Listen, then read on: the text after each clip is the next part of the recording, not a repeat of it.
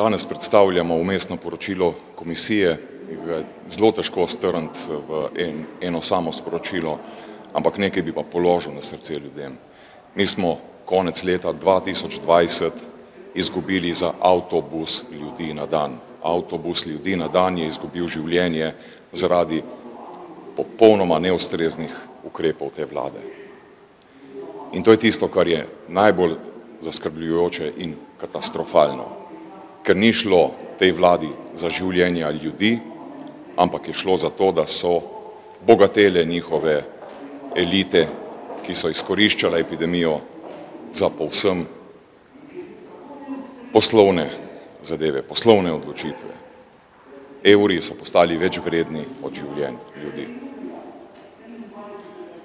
Če imate še kakšno vprašanje, zadeva je zelo čustvena, tako da ni tukaj, je potrebno videti, da 3600 presežnih smrti samo v letu 2020. In za vsakega od teh 3600 je ime, je priimek, je človek, je družina, so prijatelji, so znanci. Lahko bi preprečili marsikatero od teh popolnoma nepotrebnih smrti.